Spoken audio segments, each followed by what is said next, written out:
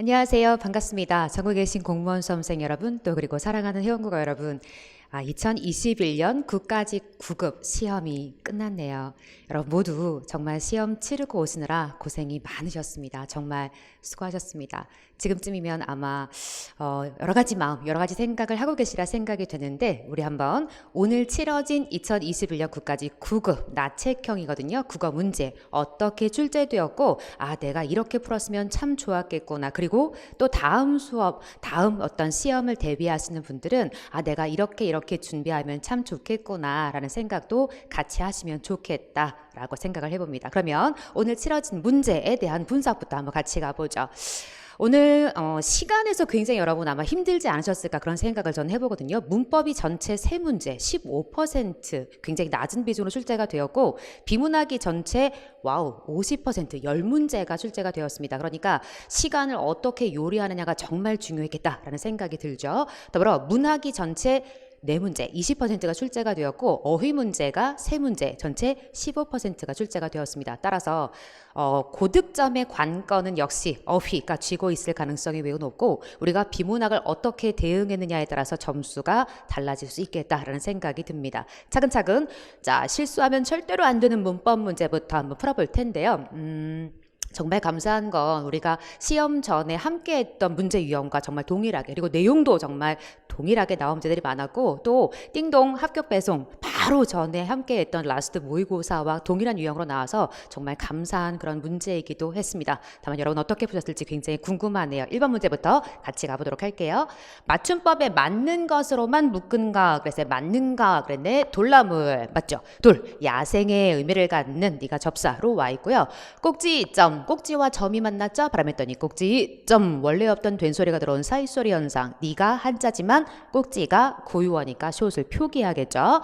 페트병, 맞는 표기가 되고요. 낚시꾼, 꾼이 접사니까 숏이 필요가 없죠. 두 번째, 우리 많이 연습했죠. 량, 양, 랑, 난. 공식 적용하셔야죠. 량, 란, 룡, 릉에 대해서 네가 우리말 고유어 그리고 한자어, 외래어, 어휘의 3중 체계를 갖는데, 특별히 한자어와 만날 때는 한자 원음을 밝혀 량, 란, 룡, 릉이라고 표기해야 하고, 네가 고유어나 이 앞에 외래어가 오면 두음 법칙을 적용해서 양, 난, 용, 능으로 변신하게 되죠. 그 중에 우리한테 량, 란을 골라서 물었어. 그래서 흡입, 한자죠. 그쵸? 들이마시다. 네가 드립자 되거든. 그러니까 네가 한자 량 썼고요. 구름 고유어니까 양 썼구나. 정답 한자니까 란으로 밝혔고, 칼럼 네가 외래어니까 난으로 표기했죠. 정답은 2번을 찍었어야 해요. 나머지 살짝 망설여지는 부분이 있어. 또 공식 량단, 룡릉 외우셨다면 정확하게 답에 가닿았을 것 같아요. 오뚜기 발음표기죠. 쌀에서 나온 쌀아기 발음표기 법석이라고 표기하고 발음은 법석이라고 써야죠. 다만 딱딱딱딱딱구리라고 표기해야 해요. 너는 곶간 같은 너의 새빵, 착간의 숫자, 퇴간, 횟수. 그러니까 한자는 원래 시옷을 표기하지 않는 게 원칙. 그러니까 한자가 만났을 때 화병, 원래 없는 된소리가 들어온 사이소리 현상이긴 한데, 네가 한자의 구성이니까 시옷을 표기하지 않는 것이 원칙. 그런데 네가 곶간 같은 새빵, 착간의 숫자, 퇴간의 횟수만 예외가 되죠. 정답은 2번을 찍었어요. 자, 2번 문제 가봅니다. 자, 기억의 단어와 의미가 같은, 그래서 싸다라는 동사의 밑줄, 용언의 밑줄이 되어 있으면 핵심 포인트는 체언. 우리 공부 많이 했죠. 친구에게 줄 선물을 예쁜 포장지에 싸다. 그래서 싸다의 포인트가 누구냐? 선물을. 그런데 자, 선물을 싸다만 가지고 우리가 생각을 했다면, 일단 사람들이 안채를 싸다, 네가 선물을 싸다의 의미는 아닌 것 같지. 네가 애워싸다의 뜻이니까. 그런데 이 문제는 힌트가 하나가 더 있었죠? 뭐? 그치. 그러니까 네가 용언의 밑줄일 땐 체언이 포인트인데, 네가 선물을 어디에 쌌니? 포장지에 싸다. 그러니까 빼박.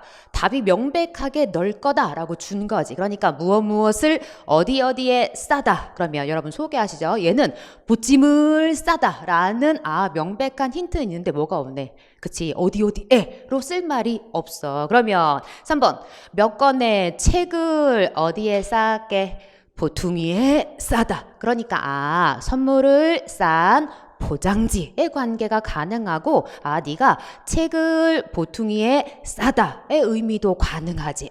이게 왔다 갔다가 호환이 가능한 건 3번 뿐이구나. 그러면 4번 책가방을 싸다. 자, 2번과 4번이 포인트가 좀 비슷하죠. 그러니까 지금 보찜을 싸다 그래놓고 뭐 했느냐? 산길로 향하다. 책가방을 싸다. 왜?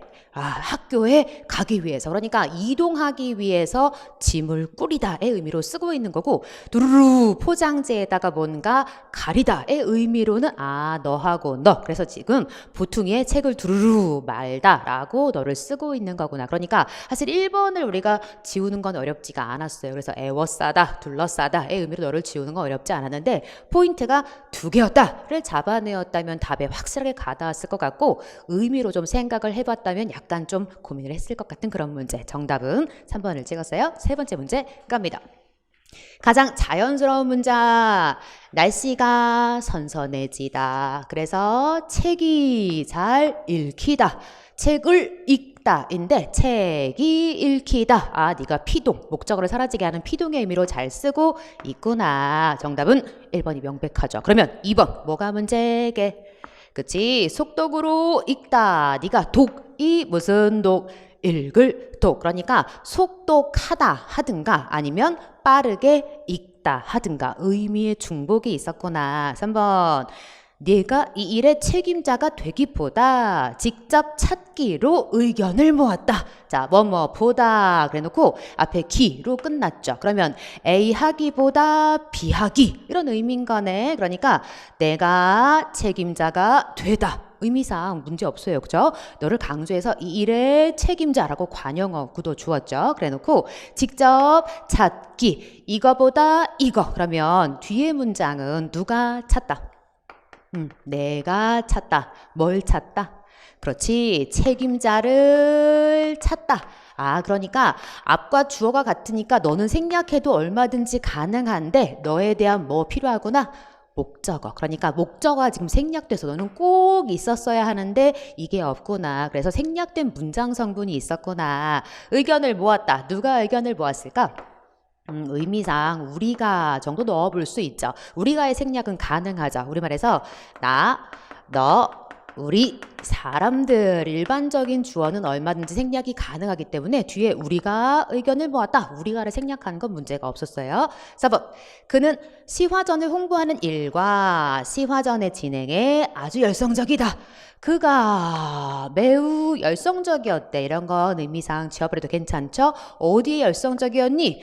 일에 열성적이다. 진행에 열성적이다. 까지만 보면 문제가 없는데 네가 와과 접속의 역할을 하니까 말의 구성도 동일하면 더 좋죠. 그러니까 시화전의 진행에 짝을 맞추고 싶으면 시화전의 홍보로 맞추든가 아니면 시화전을 홍보하는 일, 시화전을 진행하는 일이라고 짝을 맞추어주면 더 좋은 문장이 될 뻔했지. 그러니까 네가 문장에 짝을 맞추고 있지 않아서 병렬 구성이라는 말도 쓰죠. 네가 구성이 짝이 안 돼서 에러가 된 거구나. 그러니까 가장 좋은 문장은 1번 상대적으로 너를 찍었어야 하는 그런 문제. 4번 문제 가봅시다.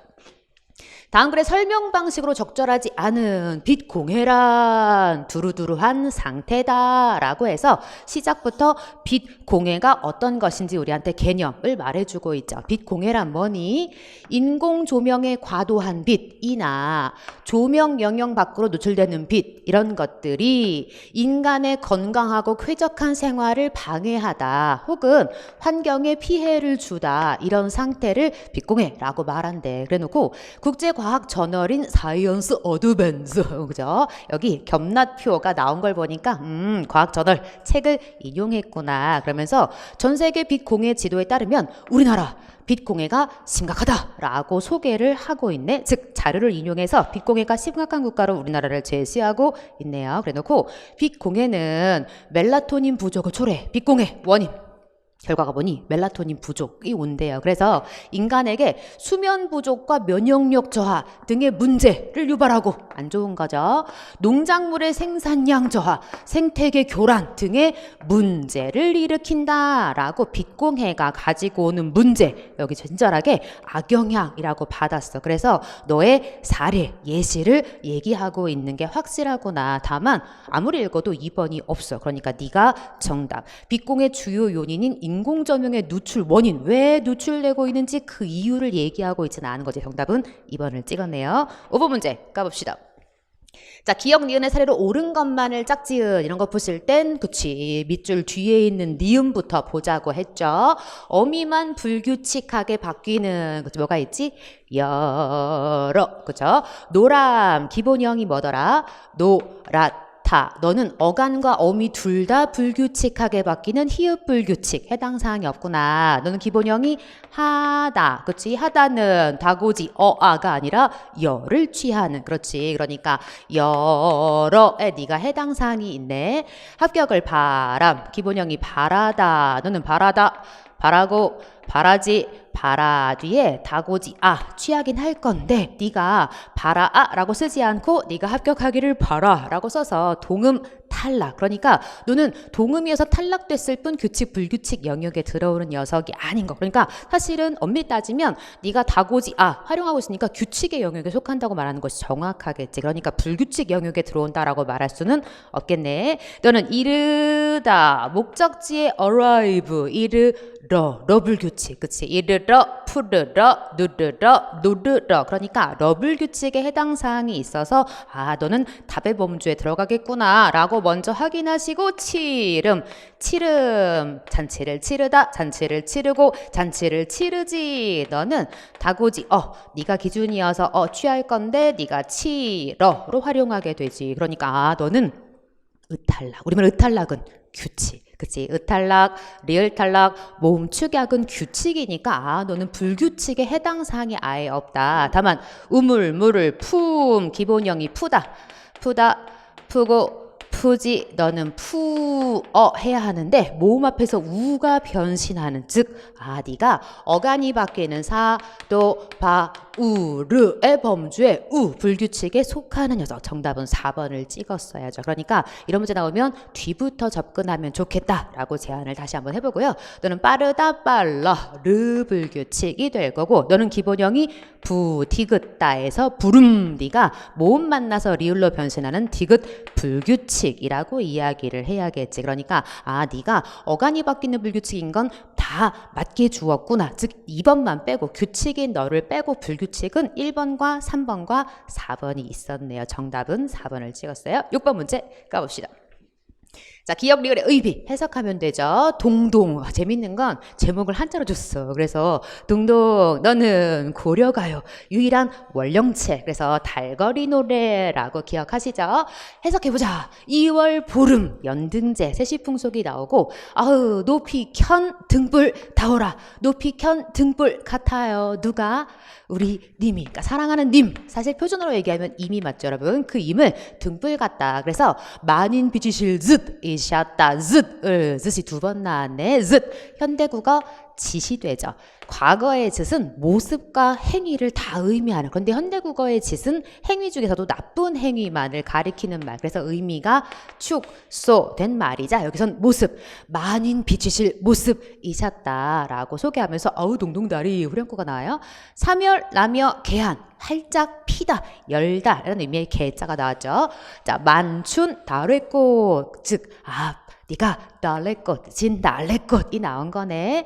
님의 불을 즈을 띠녀 나셨다. 다른 사람 타인의 부러워할 듯 모습을 지녀서 태어나셨다. 그러니까 저 달래꽃 진달래꽃을 보니 역시 님 이미 생각나요 이러고 있는 거. 그러니까 연등제 가서 예쁘게 펴있는 등을 봤는데 이미 생각나요. 더불어 봄 가득히 핀 진달래꽃을 봤는데 역시 남이 부러워할 모습을 지녀서 네가 구개우마 이선이구나. 태어나신 임 떠올린 거죠.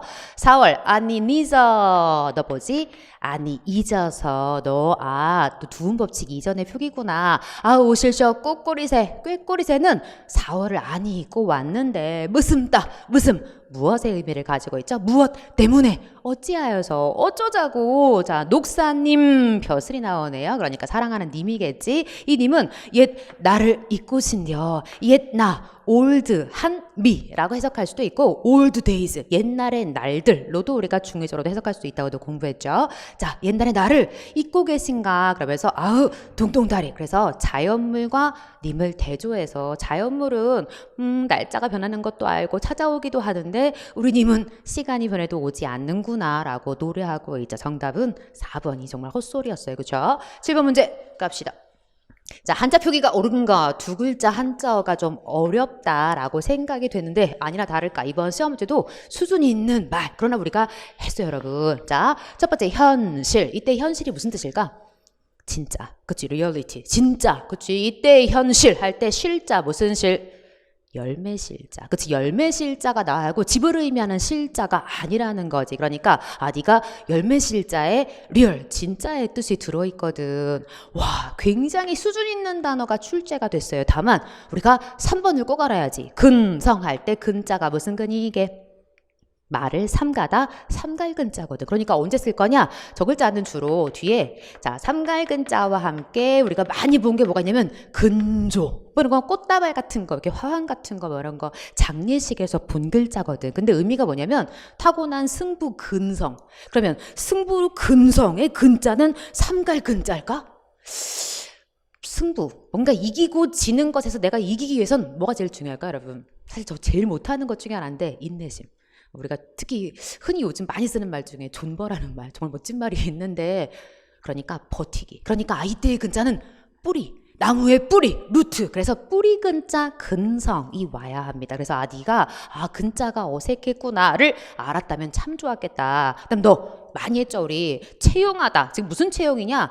그가 기관에 채용됐어. 근데 이 채자가 우리가 많이 봤던 채자죠. 책임 맡을 책에다가 사람이 붙이면 빚. 채무를 의미하는 빌릴 채자거든. 같은 말 차용증 할 때 그 차용과 같은 말이거든. 그러니까 최소한 이 채는 뭔가 채용하다. 채는 아니구나 했다면 참 좋았겠지. 돈도 들어올 거죠. 그러면 채용 뭐가 필요할까?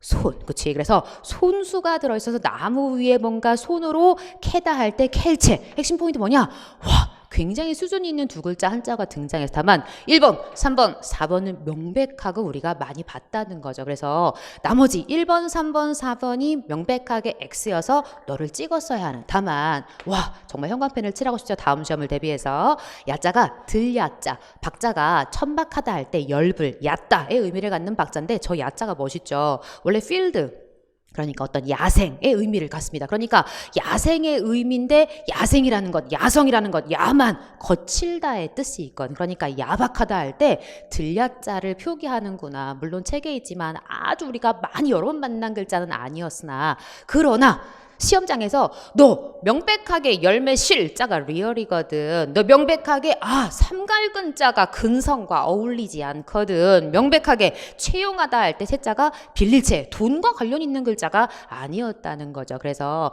네가 명백하게 아니구나를 알았으면 참 좋았겠다. 정답은 2번을 찍었어요. 그래서 야박하다 들야자 꼭 확인하게. 한번 같이 한번 볼게요. 자, 1번 네 이름은 나타날 현 열매실. 열매실자가 리얼. 들야 열불박. 들야자가 야성 야만 거친 이런 뜻을 갖는구나. 뿌리근 성품성 근성. 캘채 쓸용 채용. 그래서 누군가를 채용하다 할 때는 손이 필요하다. 얼마나 많이 봤는지. 자, 정답은 2번 찍었네요. 8번 문제 가봅니다. 자, 다음 토의에 대한 선별로 적절하지 않은. 너무 쉬우거든요 여러분. 그러니까 우리한테 막 자세하게 하나하나 촘촘히 물은 게 아니라 사회자에 대해서 뭐라는 진술을 줬냐면 사회자 이렇게 얘기를 해요. 오늘 토의 주제가 통일시대의 남북한 언어가 나아갈 길입니다. 먼저 최 교수님 제목으로 발표해 주시겠습니다. 최 교수님이 말하고 사회자가 이로써 발표를 마치겠습니다. 다음은 정대령 박사님의 발표가 있겠습니다 라고 소개를 하죠. 그래 놓고 그러면 질의응답이 있겠습니다. 시간상 간략하게 질문해 주시기 바랍니다. 그러니까 순서의 진행을 이어가고 있고 그다음 누구 다음 누구 그다음 뭔가 시간상 간략하게 약간의 제한 이야기를 하고 있긴 하지만 선택지에 나와 있는 뭔 없다. 그치, 사회자가 발표자 간의 의견이 다른 것을 이렇게 조정합시다. 그래서 의사결정을 유도 이렇게 결정합시다. 뭐 이런 얘기를 하고 있는 대목이 전혀 없다는 거죠. 2번이 아주 명백했고 1번 주제 뭐라고 그랬죠? 통일시대의 남북한 언어가 나아갈 길에 대해서 지금 발표 형식으로 친절하게 문제의 토의라고 이야기를 해주었고 3번 발표자 나와 있는 최 교수라든가 정 박사가 자신의 견해 최 교수 뭐라고 하냐면 남한과 북한의 말이 비슷하지만 다른 점이 있습니다. 그래놓고 앞으로 연구가 지속되어야 합니다. 정 박사는 앞으로 통일을 대비해 남북한 언어의 다른 점을 줄여나가는 노력이 필요합니다. 그래놓고 지금 어떤 사전 같은 걸 만들며 서로의 차이를 이해하고 받아들이기 위한 노력을 하고 있습니다. 라고 뭔가 정보 전달하고 있죠. 마지막 청중 A는 발표자의 발표 내용을 확인하고 두 분 말씀 잘 들었습니다. 남북한 언어의 차이가 이를 극복하는 방안을 말씀해 주신 거 맞죠? 라고 확인하고 그렇다면 무엇이 있을까요? 라고 주제와 관련된 질문하고 있는 것도 확실해져. 정답은 2번을 찍었어요. 9번 문제 건너갑시다.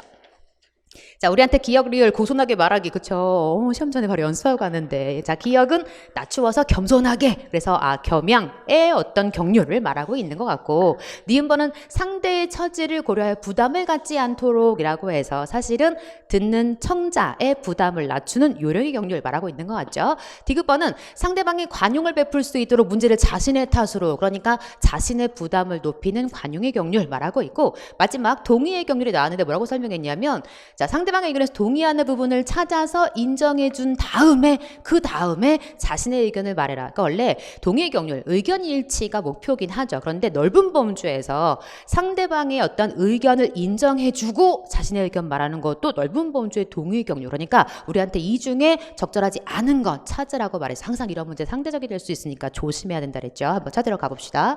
자, 칭찬을 합니다. 이번에 제출한 디자인 시안 정말 멋있었어 라고 칭찬의 경륜을 하자 그것에 대해서 아닙니다. 아직도 여러모로 부족한 부분이 많습니다. 겸양으로 받고 있죠. 명백한 겸양의 경륜을 지키고 있어요. 두 번째, 미안해요. 생각보다 길이 많이 막혀서 늦었어요. 괜찮아요. 쇼핑하면서 기다리니 시간 가는 줄 몰랐어요.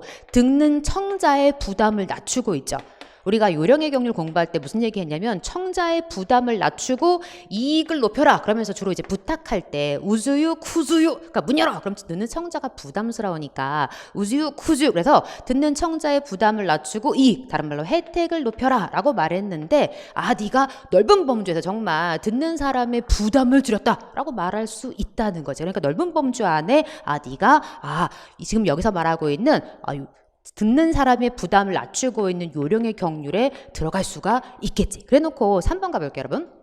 뭐라고 했느냐. 혹시 내가 설명한 내용이 이해가니? 그러면서 네 목소리가 작아서 내용이 잘 안 들렸는데 너무 기뻤죠, 여러분. 정답은 3번을 찍어야죠. 자기를 뭔가 자신의 부담을 높여야 돼. 그러니까 관용의 경륜, 화자에게 말하는 화자의 부담을 높이고 이익, 혜택을 낮추는 게 네가 관용의 경륜인데 이런 경륜까지 안 가더라도 우리 선택지에 뭐라고 친절하게 설명을 했냐면 디귿번 상대방이 관용을 베풀 수 있도록 문제를 자신의 탓으로 밑줄 쫙 하셨다면 네가 명백하게 상대방 탓하고 있구나 골랐을 것 같아요. 가온아 경의샘물로 귀걸이 사주는 거 어때? 그랬더니 좋은 생각이네 라고 인정하지만 어떨까? 라고 그러니까 상대방의 의견에 대해서 먼저 인정해 준 다음에 자신의 의견을 말하고는 리을번의 진술을 정확하게 시행하고 있다는 거죠. 살짝 해서 헷갈렸을 수 있겠으나 명백하게 3번 찍으셨을 것 같아요. 10번 문제 가봅니다. 자, 하버마스의 주장에 부합하는 사례로 가장 적절한 그러니까 하버마스의 주장을 우리가 알아야겠죠. 그의 주장에 부합, 일치하는 예시로 가장 적절한 게 뭐겠니? 한번 쭉 읽어볼게요. 하버마스는 18세기부터 현대까지 미디어의 등장 배경과 발전 과정을 분석하면서 그러니까 미디어가 어떻게 등장했는지 미디어가 어떻게 발전했는지 이걸 분석하면서 공공영역이라는 것의 부상과 쇠퇴 네가 떴다가 가라앉았다가 뭐 이런 걸 추적했다는 거지. 하버마스에게 공공영역은 뭐냐?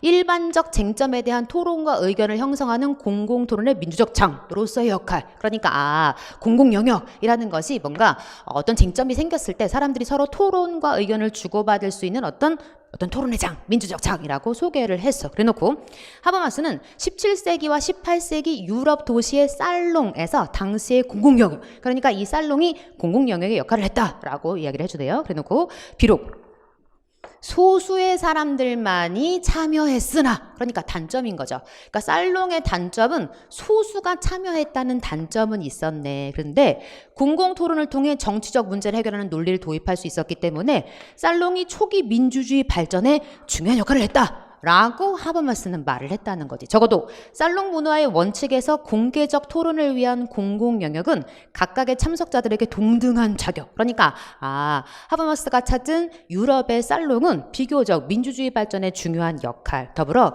뭔가 참여자들에게 동등한 자격까지 부여했다라고 말한 다음 아주 중요한 접속어 그러나가 나오죠. 그러니까 뭔가 이 살롱에 대해 소개한 다음에 그 다음에 그러나 하버마스에 따르면 현대사회에서 민주적 토론은 퇴보했다. 그러니까 17, 18세기는 살롱 때문에 발전했는데 근데 현대사회는 토론이 뭔가 퇴보했대. 그 얘기를 뭐라고 하느냐, 문화산업의 발달과 함께 뭐 이런 말을 했어요. 그래놓고 대중매체와 대중오락의 보급이 공공영역이 공허해지는 원인, 그러니까 공공영역, 다시 말해서 공공토론의 민주적 장, 네가 공허해진다. 다른 말로 앞에 이미 퇴보라는 말을 했죠. 그러니까 뒤로 갔다라고 소개를 하면서 대중매체와 대중오락이 보급돼서 이런 역할을 했다라고 소개. 그래놓고 상업적 이해관계, 그러니까 대중매체와 대중오락이라는 건 뭐가 되게 중요하구나.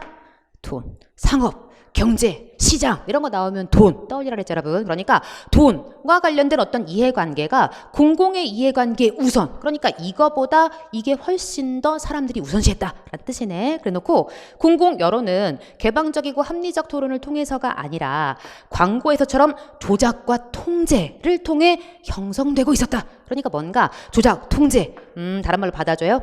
퇴보했다. 다른 말로 공허해졌다. 그래서 이렇게 말한 거구나. 그래놓고 늘 다시 설명해 줍니다. 미디어가 점차 상업화되면서 미디어는 점점점 돈 중시하게 되잖아요. 하버마스가 주장한 대로 공공 영역이 침식, 발전했다는 얘기는 뒤로 갔다는 얘기네. 뒤로 갔다는 얘기지, 그치? 자, 그러고 있다. 상업화된 미디어는 광고 수입, 돈이죠. 여기에 기대서 높은 시청률 수익을 보장하는 콘텐츠. 그러니까 이 상업화된 미디어는 돈에 관심 많은 거. 그래놓고 이것만 제작한다. 그 결과 공적 주제에 대한 시민들의 논의와 소통의 장, 앞서 말했던 공공 영역 이런 건 계속 줄어들고 결과적으로 공공 영역이 축소되었다. 많은 것을 약속한 미디어는 이제 민주주의의 문제로 뭔가 문제 일부로 전락했다.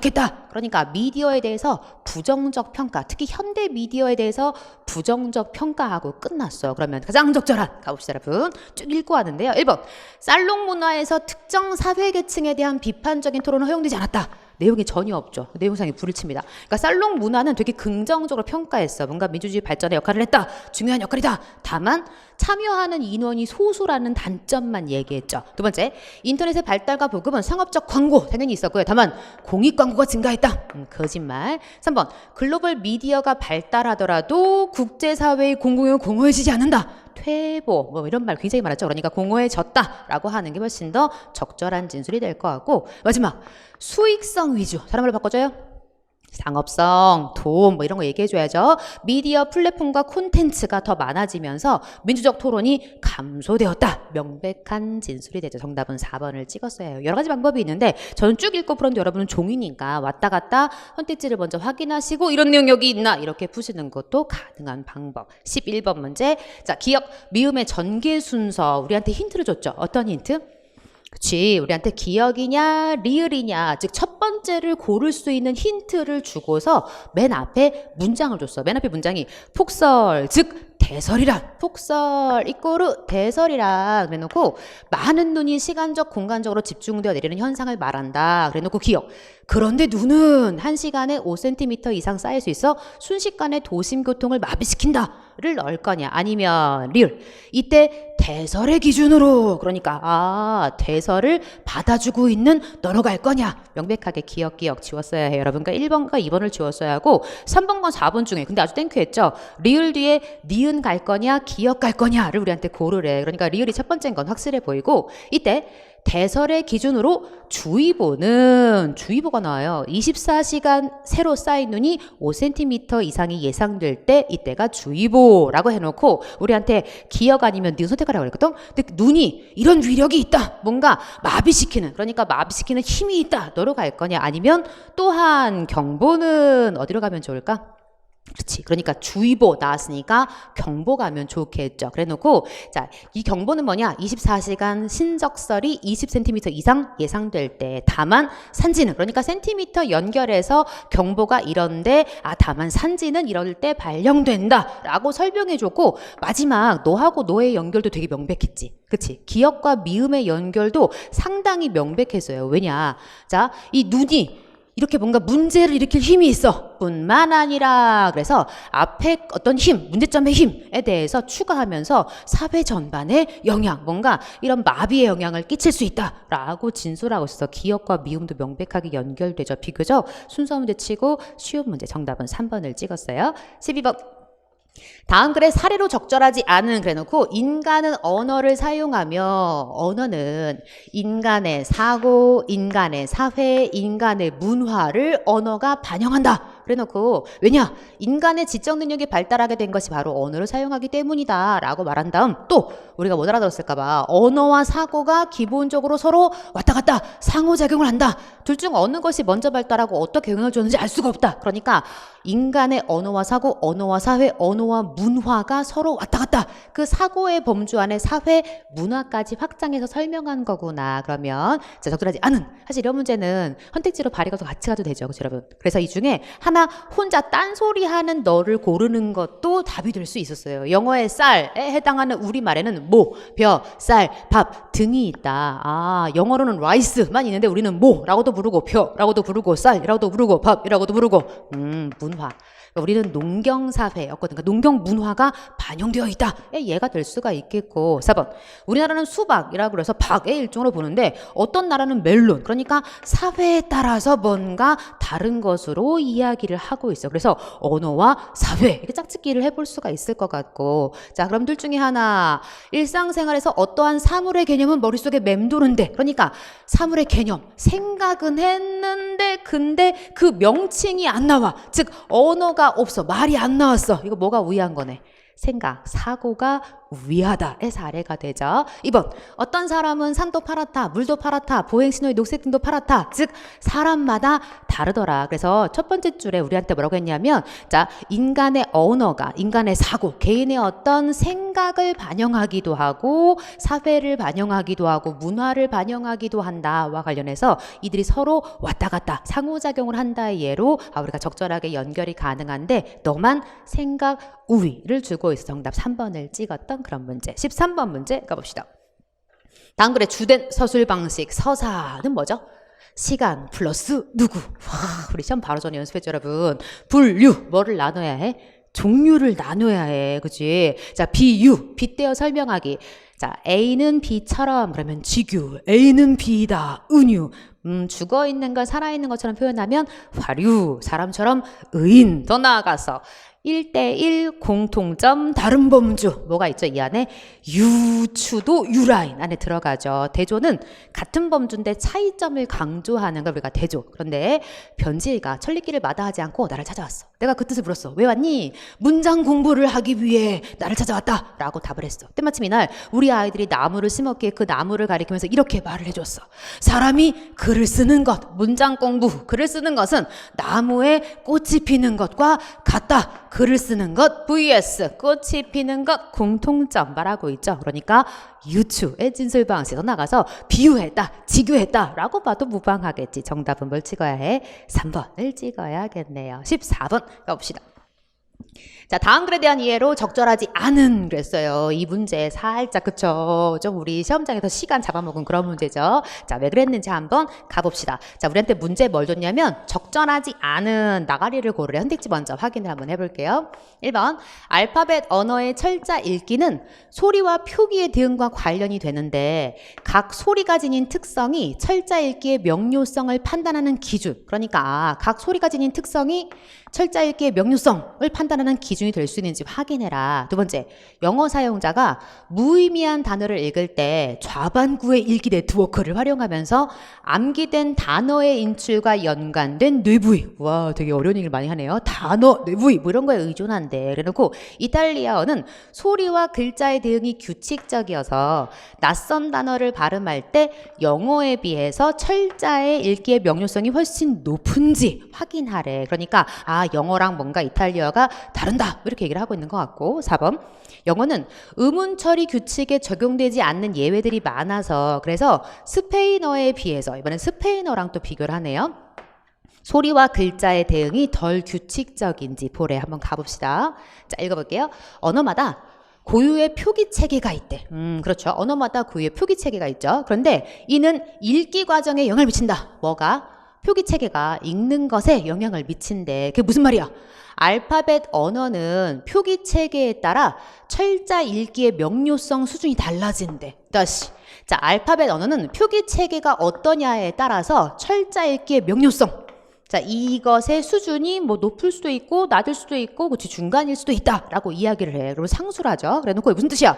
철자 읽기가 명료하다라는 것은 한 글자에 대응되는 소리가 규칙적이어서 글자와 소리의 대응이 거의 1대1. 그러니까 무슨 얘기 많이 하냐면 글자, 다른 말로 뭐라고 말했어요? 그치, 철자라는 말도 쓰기도 하고 이걸 표기라는 말을 쓰기도 하죠. 이 글자와 소리가 1대1 대응하는 걸 규칙적이란 말을 해. 그러니까 네가 철자가 명료하다라는 말은 네가 너하고 규칙적이어서 대응이 거의 1대1이면 그러면 우리가 너를 명료하다라고 소개해놓고 그 예로 누가 있느냐? 이것이 규칙적인 것으로 이탈리아어와 그다음 스페인어를 이야기하죠. 그래놓고 이 두 언어의 사용자는 의미를 전혀 모르는 새로운 단어를 발견해도 보자마자 정확한 발음을 할 수가 있대. 왜? 1대1 대응하니까. 그치? 이에 비해 영어는, 그러니까 영어는 뭔가 1대1이 아닌가 봐.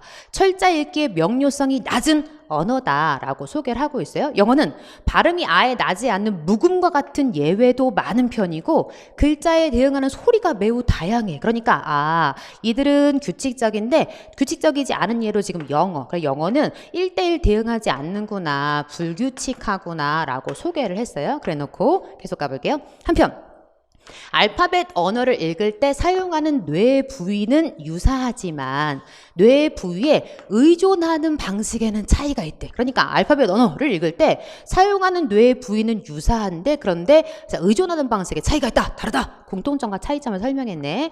영어와 이탈리아를 읽는 사람은 동일하게 좌반구, 그러니까 이쪽은 규칙적, 그러니까 좌반구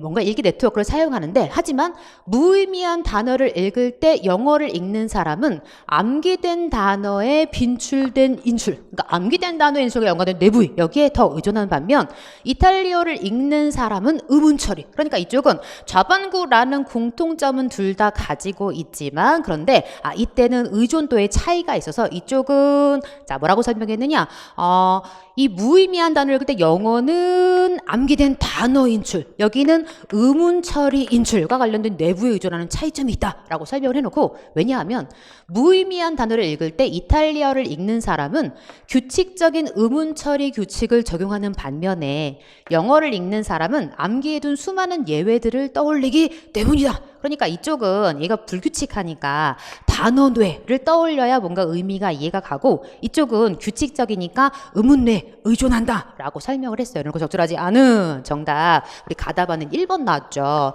1번이 정답. 왜냐? 너를 일치 불일치를 확인한 거야. 그러니까 알파벳 언어의 철자 읽기는 소리와 표기의 대응과 관련된다 라는 진술은 맞죠. 그런데 각 소리가 지닌 특성, 이게 좀 모호했다는 거야. 그러니까 각 소리가 지닌 특성이 철자 읽기의 명료성을 판단하는 기준이 된다. 이 내용을 살짝 우리 선택지 읽었으니까 앞에 부분과 한번 뜯어서 같이 볼게요. 자, 이렇게 설명을 했죠. 첫 달락 뭐라고 했냐면, 알파벳 언어에 대해 소개하면서 명백하게 표기 체계에 따라서 철자 읽기의 명료성 수준이 다르다라고 해서 마치 네가 기준이 표기 체계라고 설명을 하는 것 같아. 그런데 살짝 뒤에 무슨 얘기를 하냐면 철자 읽기가 명료하다 라는 것은 한 글자에 대응되는 소리가 규칙적이어서 글자와 소리의 대응이 거의 1대1이라는 걸 의미한대. 이게 무슨 얘기냐면, 그러니까 일치불일치로 읽으면 명백하게 1번 선택지가 나가는 게 확실해. 왜냐하면 네가 명료성 수준의 기준은 너라고 처음에 밝혔으니까. 그런데 너에 대한 상수를 두루뭉술 뭐라고 했냐면 읽기가 명료하다, 명료하지 않다 라는 것. 그러니까 명료하다, 명료하지 않다니까 기준이 될 수 있잖아요. 그래놓고 한 글자에 대응되는 소리가 규칙적이어서, 그래서 글자와 소리의 대응이 1대1이면 명료하다. 그럼 그 얘기는 명료하지 않다라는 건 이 글자에 대응되는 소리가 불규칙해서 그래서 1대1이 아니다 라는 뜻이잖아. 그러니까 뒤에 살짝 우리를 헷갈리게, 그러니까 선택지 다시 볼게요 여러분.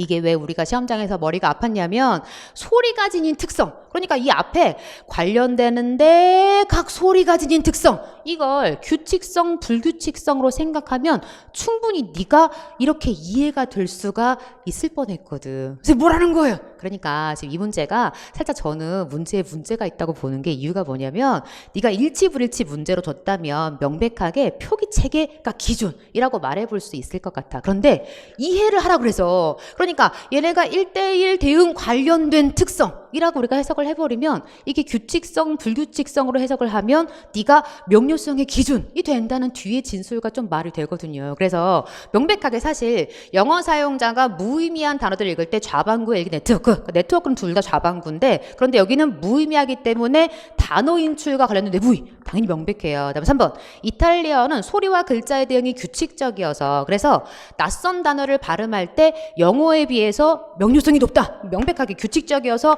명료하다라는 이야기를 처음부터 했어. 그러니까 너는 명백하게 답이야. 4번, 영어는 의문 처리에 규정되지 않는, 그러니까 뭔가 적용되지 않은 예외들이 많다, 이 진술도 맞죠.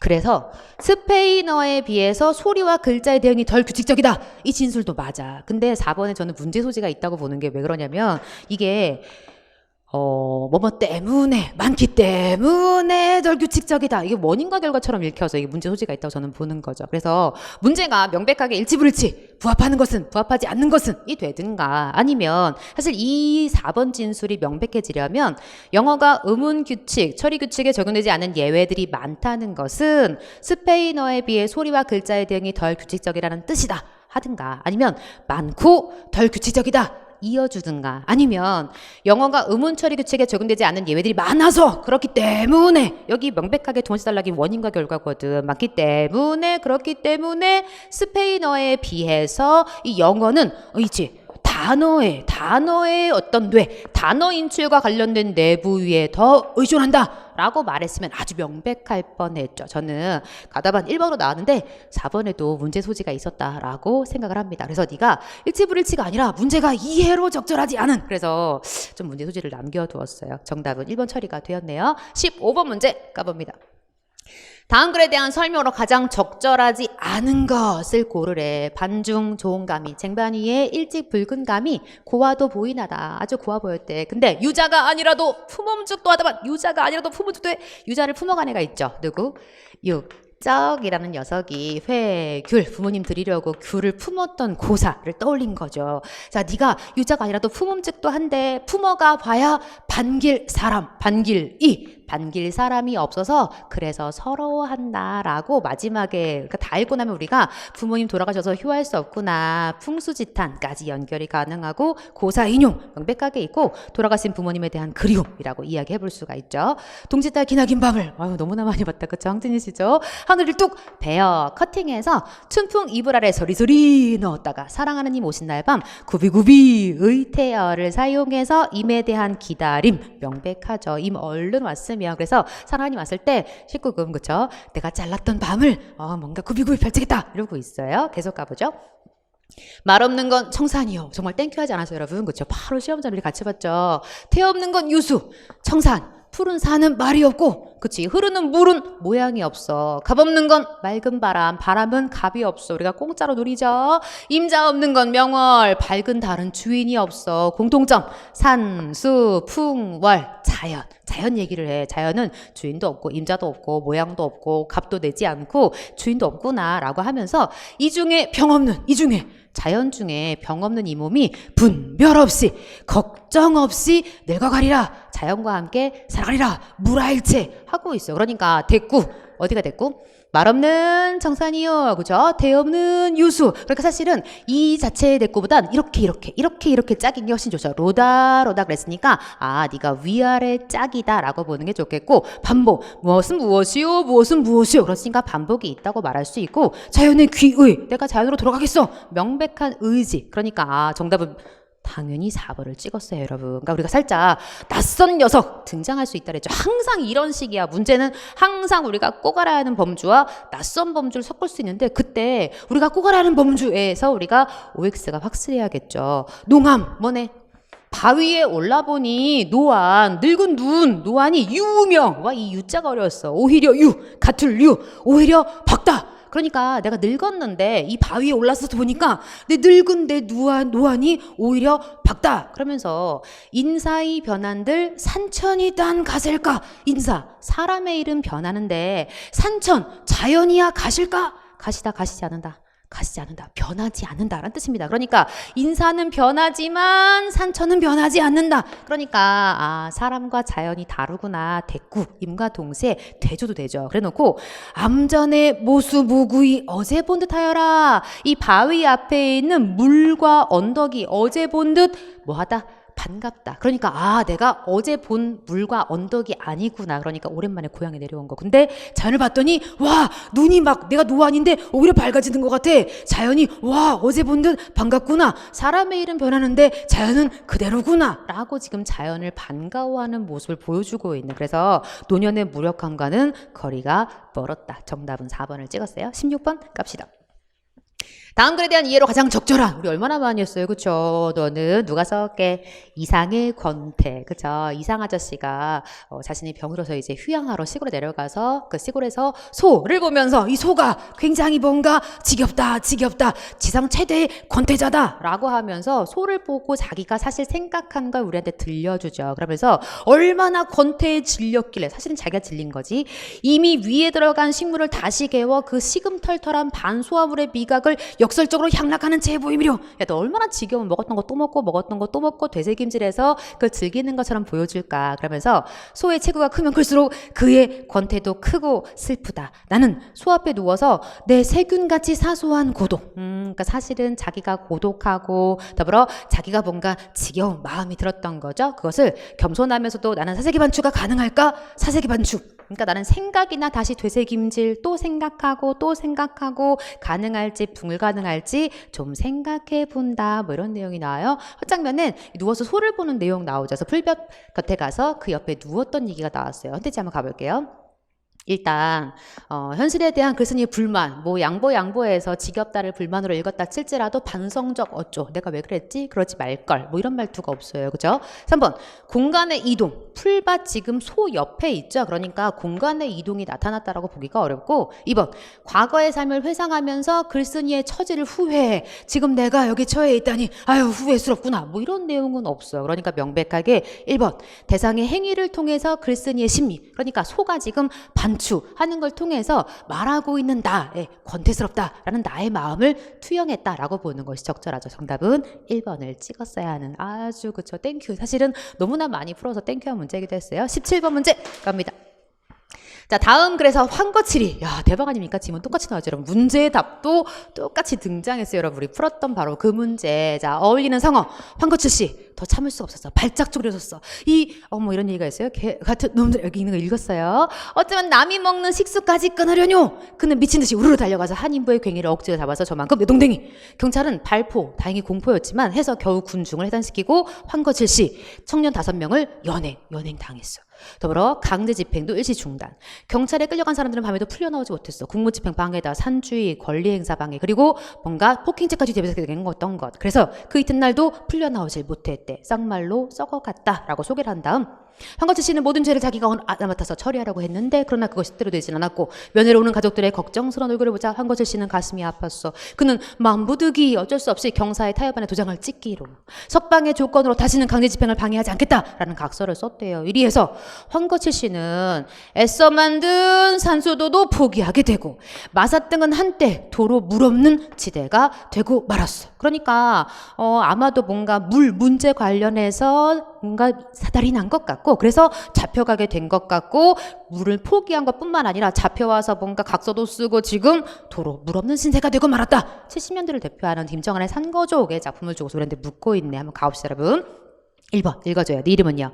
동, 병, 상, 련. 같은 병을 앓는 사람 서로를 불쌍히 여긴다. 그렇지. 그러니까 같은 처지인 사람 불쌍히 여긴다. 좀 그런 얘기가 나올 만한 때가 없죠 여러분. 2번 읽어요. 시작. 속, 수, 무, 책. 손을 묶은 듯 방법이 없다. 대책이 없다. D가 정답인 것 같죠. 왜냐? 3번도 말이 안 되거든. 자, 가, 당, 착. 자기가 한 말이나 자기가 한 행동이 앞뒤가 맞지 않을 때 자가당착 이라고 쓸 건데 그런 내용이 없어요. 4번 읽어요. 시작. 전, 반, 측. 이리 뒤척 저리 뒤척 잠이 오는 걸 전전반측이라고 할 거지. 정답은 그래서 2번 너를 찍었어야 하는 그런 문제. 그쵸. 이 산에 뭐 살기 때문에 마사등. 그죠. 그러니까 사니까 뭔가 물 문제가 있어서 물을 팠는데 이제 물을 끌어다 쓰는데 이게 산주인한테 또 걸려서 나중에는 또 이렇게 우물을 파는데 그 또 문제가 됩니다. 그래서 뭔가 70년대 소외된 사람들이 처했던 뭔가 기본적인 어떤 보장도 방해가 되었던 그런 것들을 지금 꼬집어 까고 있는 그런 작품이기도 해요. 정답은 2번. 1번 동병상련, 2번 속수무책, 3번 자가당착, 4번 전전반측. 한 번 더 읽어봤어요. 18번 건너가죠. 자, 다음 글의 특징으로 가장 적절한 그래놓고 조병화의 나무의 철학이라는 시를 줬어. 살아가노라면 가슴 아픈 일이 한두 가지겠는가? 의문문의 형태인데 우리가 답을 알죠. 이런 거 뭐라고 부르죠? 설의법 공식이지 그치. 서리법은 의문문의 형식인데 우리가 답을 알 수 있습니다. 그러니까 가슴 아픈 일이 한두 가지가 아니다. 그러면서 그러니까 깊은 곳에 뿌리를 감추고 흔들리지 않는 가지를 사는 나무처럼 그냥 살아라고 말해. 그러면서 봄, 여름, 가을, 겨울 뭔가 높은 곳으로 보다 높은 곳으로 쉼없이 한결같이 살다 보면 가슴 상하는 일 한두 가지겠는가? 산호라면 가슴 상한 일이 뭔가 한두 가지가 아니길 테지만 그러니까 한결같이 사는 거다. 이렇게 말한 그런 시였구나. 그러니까 이 사람은 나무를 참 본 것 같죠? 그래서 나무를 보면서 뭔가 깨달았다라고 제목. 그래서 나무의 철학이라고 준 거구나. 그런데 사용한 중요한 수사법이 있었지? 한두 가지겠는가? 그치? 한두 가지겠는가? 반복해서 반복법도 있다고 볼 수가 있고 의문문의 형태인데 답을 알 수 있는 그러니까 나무를 보면서 이런 걸 깨달았어 라는 서리법 쓴 그런 시였네. 가장 적절한 골라주려 몇 번 정답? 그렇죠. 4번 서리적 표현을 통해서 삶의 깨달음, 삶의 철학을 뭔가 강조하고 있는 문답법. 양보해서 물었다라고 말하고 답했다라고 뭔가 볼 수가 있다 할지라도 과거의 삶의 반추, 되새김질이라고 말할 만한 부분이 없고요. 슬픔의 정서, 슬프다라는 말이 있죠. 그러니까 슬픔의 정서라고 말할 수 있는데 반어라고 말하기 어색하지. 겉뜻과 속뜻의 반대인 부분이 모호하고 3번 사물을 의인화해서 현실을 목가적으로 뭔가 뭐 뿌리를 감추다, 살아있는 듯한 화류적 표현이라고 봐줄 수는 있겠지만 목가적이라는 건 농촌의 어떤 아주 평온한 이런 모습인데 그런 모습과는 거리가 멀다라고 봤어야 해요. 정답은 4번. 19번 문제 가봅시다. 자, 기억에 들어갈 말 괄호죠. 너무 땡큐죠. 항상 밑줄과 괄호는 어딜 본다? 앞, 뒤를 본다. 그래서 뭐라고 했냐면 로마가 하루아침에 만들어지지 않았다는 말도 그 과거 문화의 존귀함. 그러니까 로마가 하루아침에 만들어지지 않았다라는 말은 문화의 존귀함, 특별히 과거 문화의 존귀함을 말하는 것이요. 띠리리라는 말도 국보문화재가 얼마나 힘있는가. 그러니까 우리가 찾을 말은 국보문화재가 힘있다 하고 뭔가 짝짓기가 가능한 말을 찾으면 되는 거네. 자, 적절한 거 보러 갑시다. 1번 구르는 돌에는 이끼가 끼지 않는다. 뭔가 열심히 근면 성실하면 침체되지 않는다. 그러니까 근면 성실을 말해. 2번 지식은 나눌 수 있지만 지혜는 나눌 수 없다. 말 그대로 우리가 지식, knowledge 그러니까 의인법, 무슨 수사법 공부하는 이런 지식은 나눌 수 있지만 삶의 지혜 이런 건 참 나누기가 어렵잖아요. 지혜를 강조하고 있어. 사람은 겪어보아야 알고 물은 건너보아야 한다. 그러니까 뭔가 사람은 오래 그 사람과 사귀고 오랫동안 함께해야만 그 사람의 진짜 속마음을 알 수가 있겠죠. 그러니까 사람의 어떤 속마음 뭐 이런 얘기를 얘기를 해. 그러면서 4번 그 무엇을 내놓는다 해도 셰익스피어와는 바꾸지 않는다. 셰익스피어 문학가잖아. 그러니까 문학가, 문화, 문화재 뭐 인간이 가능하다는 거죠. 그러니까 1번, 2번, 3번이 명백하게 연결이 안 돼서 4번 찍었다면 떼끼리. 만약 4번이 명백해 보였다고 해서 4번을 찍었다면 이것도 떼끼리. 항상 밑줄 가로는 앞뒤를 잘 살펴서 답을 쓰기. 20번 문제 마지막 문제네요. 다음 그래서 추론한 내용으로 적절하지 않은 그래놓고 자 시작하면서 과학의 개념을 세 가지로 분류 개념, 비교 개념, 정량 개념 선택지 좀 볼게요 여러분. 그러니까 왜 첫 문장을 읽었냐면 우리한테 추론을 하라 놓고 문장이 좀 길었잖아요. 다소 단락이 굉장히 길었기 때문에 우리가 확인해야죠. 분류, 그치? 비교, 물리량, 그러니까 정량, 뭔가 관련이 있겠구나라고 생각하고 접근하면 좋겠고 1번만 지금 뭔가 어디에 들어가는지 살짝 이것만 보면 좀 뭔가 모호하죠. 한번 가봅시다.